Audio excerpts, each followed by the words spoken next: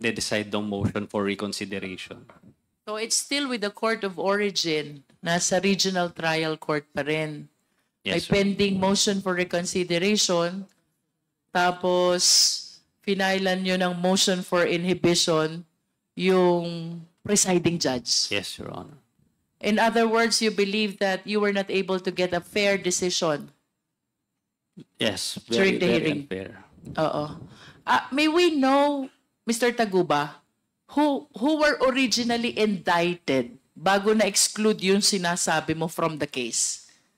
How many were you? Ilan kayo yung original na nakahabla? Napakarami po namin kasi naalala ko noon nasa NBI pa kami nagpresenta doon sa preliminary investigation. Ang dami po namin nagbibigay ng affidavit. Nandoon po sila Commissioner Fildon, nandoon po sila Neil Estrella, Joel Pinawi,